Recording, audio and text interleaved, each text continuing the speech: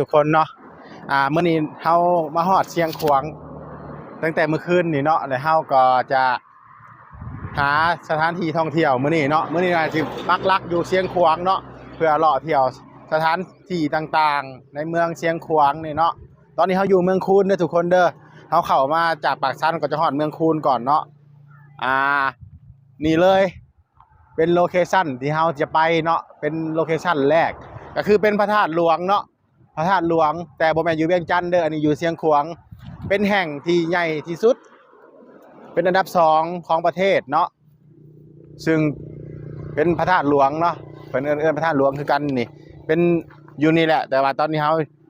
ยืนถ่ายอยู่ในระยะไกลเนาะก็เลยว่าสิเข้าไปก็เลยอยากให้พี่ๆน้องๆเห็นก่อนว่านี่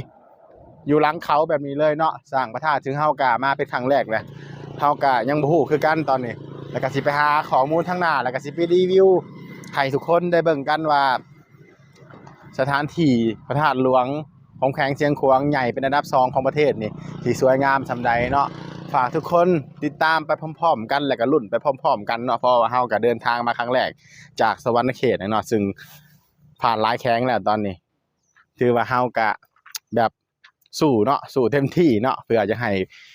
ได้ภาพบรรยากาศดีๆมาฝากพี่ๆน้องๆเนาะแบบว่ามาด้วยมาสัมผัสด้วยตัวเองเนาะจังได้ก็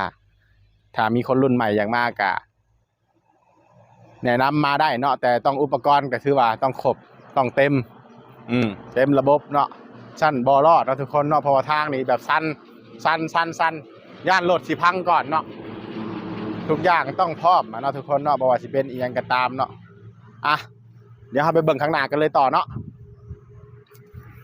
นี่ทุกคนเนาะมื้อนี้เฮามาฮอดเชียงขวางตั้งแต่เมื่อคืนนี่เนาะแล้วเฮาก็จะ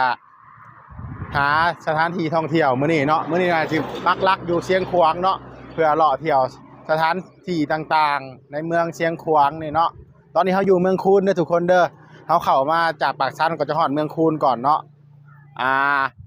นี่เลย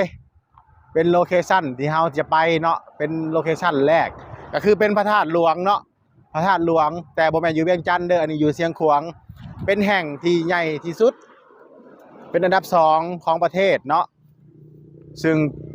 เป็นพระธาตุหลวงเนาะเพิ่นเอิ้นพระธาตุหลวงคือกันนี่เป็นอยู่นี่แหละแต่ว่าตอนนี้เฮา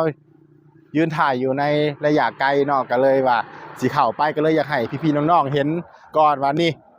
อยู่หลังเขาแบบนี้เลยเนาะสร้างพระธาตุถึงเฮากะมาเป็นครั้งแรกแหละเฮากะยังบ่ฮู้คือกันตอนนี้แล้วก็สิไปหาข้อมูลทางหน้าแล้วก็สิไปรีวิวให้ทุกคนได้เบิ่งกันว่า